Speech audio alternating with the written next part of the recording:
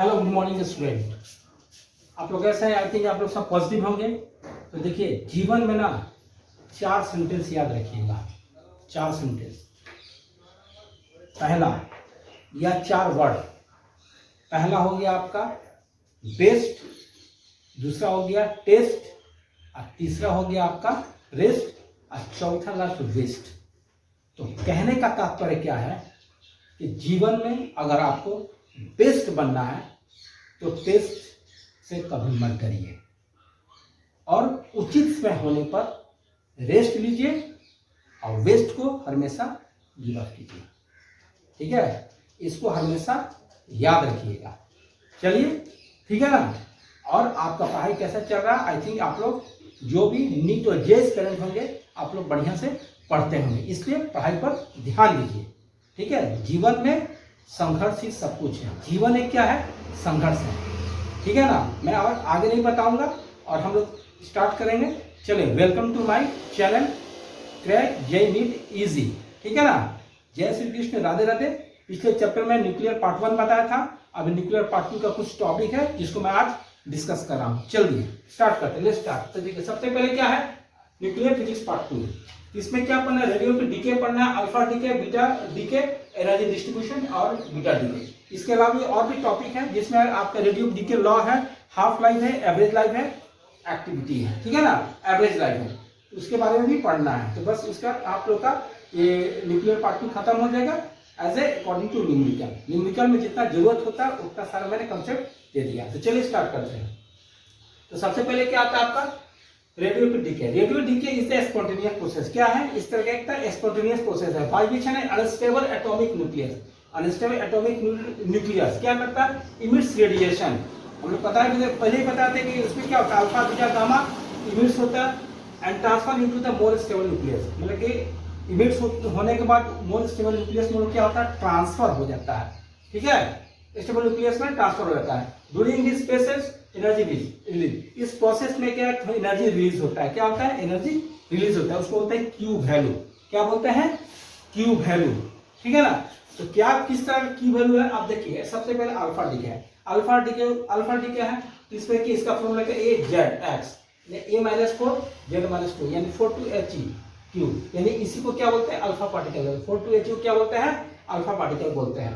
तो एक्सप्लेनेशन क्या है? तो parent nucleus emits alpha. Parent nucleus क्या करता है?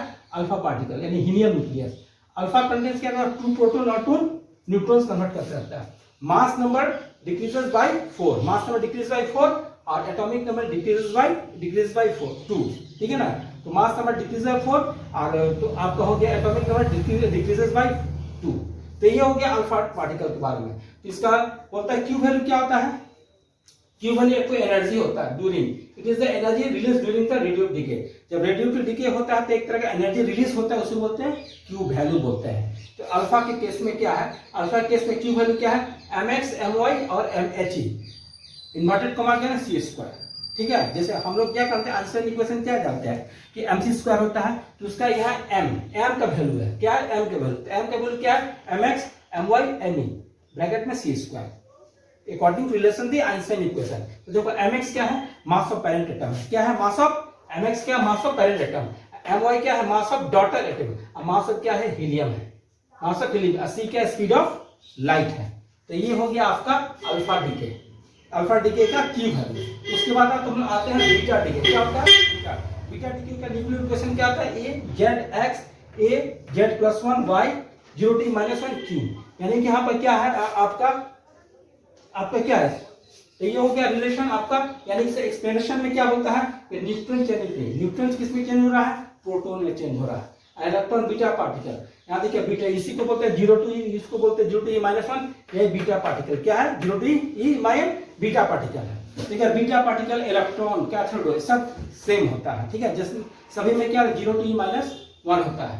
तो electron beta particle is emitted, atomic number increases by atomic में इंक्रीजेस बाय 1। ठीक है, mass number remains unchanged. Mass number में कोई चेंज नहीं होता है। ठीक है, इसका एनर्जी डिस्ट्रीब्यूशन क्या हो गया? इलेक्ट्रॉन डॉटर न्यूक्लियस, इलेक्ट्रॉन और डॉटर न्यूक्लियस में हो गया। यहाँ पे जैसे टी निकालते हैं my/mx + my, मैंने यहाँ पर my mx मैंने एक्सप्लेनेशन एवं कर दिया है। ty निकालते थे M E plus upon M E plus M Y into Q, ये सारा एक्सप्लेनेशन मैंने ऊपर कर दिया है कि एम एक्स क्या है, एम वाई क्या है, ठीक है। अब इसका हम क्यू वैल्यू निकालते हैं तो क्या होगा, M X minus M Y into C square, क्या होगा, सी स्क्वायर। अब है बीटा प्लस डीके, क्या है, बीटा प्लस डीके। इसका एनर्जी न्यूक्लियर इक्वेशन क्या है, देखिए A by Z, A Z minus one Y 0 to minus one B into Q value, यानी कि क्या है, ई पॉजिट्रॉन है, क्या है, ई पॉजिट्रॉन है, और भी क्या है, न्यूट्रॉन है, ठीक है। तो देखिए बीटा पार्टिकल में दो होता है, बीटा प्लस और बीटा माइनस। तो बीटा डीके का मैं आपको एक्सप्रेशन कर दिया, ये आपका बीटा प्लस डीके है। इसका न्यूक्लियर इक्वेशन क्या है, A by Z X, A Z minus one Y 0 to minus one B Q. यहाँ पर भी क्या है, तुम्हारा न्यूट्रॉनो है, आपका ई क्या है, पॉजिट्रॉन है, क्या है, पॉजिट्रॉन, ठीक है ना। इसका क्या एक्सप्रेशन, अब proton change into neutron, proton किसमें, न्यूट्रॉन में चेंज हो रहा है, अब positron and neutrino are emitted, positron neutron क्या है, इमिटेड हो रहा है, क्या हो रहा है, इमिटेड हो रहा है। Atomic number decrease by, atomic number decrease by 1 और मास नंबर इन रिमेन्स, इसमें नाम मास नंबर को चेंज नहीं होगा। इसका क्यू वैल्यू क्या होगा, mx my 2 me ब्रैकेट में c स्क्वायर। तो देखिए ये सब एक्सप्लेनेशन था रेडियो एक्टिव का, ठीक है ना। अल्फा पार्टिकल का डीके क्या होता है, अल्फा पार्टिकल का क्यू होता है, क्यू वैल्यू क्या होता है, बीटा पार्टिकल में दो तो आता है, बीटा प्लस और बीटा माइनस बीटा डीके, दोनों का एक्सप्रेशन हो गया, क्यू वैल्यू हो गया। उसका नेक्स्ट टॉपिक में हम लोग पढ़ेंगे law of radioactive, law of radioactive decay. उसका एवरेज लाइफ है, हाफ लाइफ है, ठीक है, एवरेज लाइफ है। उसके बाद हम लोग नेक्स्ट टॉपिक में कंसल्ट करेंगे, ठीक है ना। तो वीडियो पसंद आए तो लाइक कमेंट शेयर कीजिए, उससे नेक्स्ट वीडियो में हम लोग मिलते हैं। चलिए, okay, have a nice good day, thank you.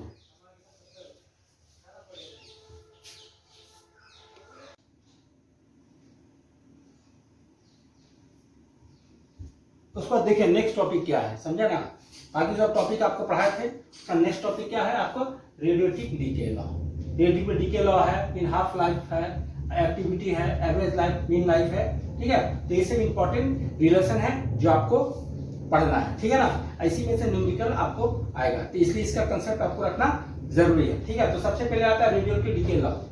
पिछले चैप्टर मैंने आपको सब पढ़ा दिया है, न्यूक्लियर पार्ट 1 पढ़ाया, न्यूक्लियर पार्ट 2 का इंपॉर्टेंट पोर्शन है जिसमें आपको न्यूमेरिकल इसी से आएगा, रिलेटेड आएगा, इसलिए इस कंसेप्ट को रखना जरूरी है, ठीक है ना। तो क्या है रेडियोएक्टिव डीके लॉ, तो रेडियोएक्टिव डीके लॉ क्या है, होता है radioactive decay law is directly proportional to the number undecayed nuclear, number of undecayed nuclear के डायरेक्टली प्रोपोर्शनल होता है। इसका फॉर्मूला क्या होता है, minus dn by dt equal to lambda n, क्या होता है, minus dn by dt equal to lambda n, where n equal to number of unchanged nuclear, nuclear change नहीं हुआ, आइए लैम्डा क्या, डीके कांस्टेंट है। तो ये आपका फॉर्मूला क्या है, रेडियोएक्टिव डीके लॉ फॉर्मूला क्या है, minus dn by dt equal to d lambda n होता है, क्या होता है, लैम्डा n होता है। ये आपका रेडियोएक्टिव डीके लॉ हुआ, ठीक है। उसके बाद क्या है आपका number of nuclear remaining, number of nuclear remaining क्या होता है, L equal to N0 e to power minus lambda t, क्या होता है, लैम्डा t।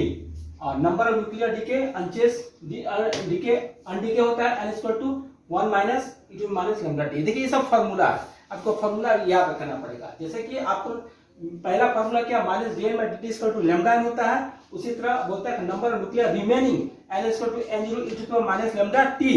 उसका थर्ड है कि number of nuclear decay unchanged n decay है, number of nuclear decay n decay होता है, कितना n डीके, तो n0 ब्रैकेट में 1 minus e to power minus lambda t होता है, ब्रैकेट क्लोज, ठीक है। तो ये आपका रेडियोएक्टिव डीके लॉ का कंसेप्ट हुआ, फार्मूला हुआ।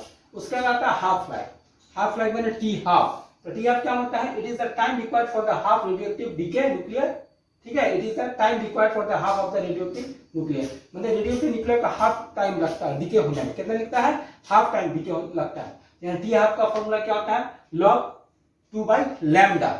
इसको जब हम सॉल्व करेंगे तो 0.693 by लैम्डा, तो t हाफ का फार्मूला क्या हो गया, t half equal to 0.639 by lambda. ये हाफ लाइफ का फार्मूला होता है, इसको आप लोग ध्यान में रखिएगा।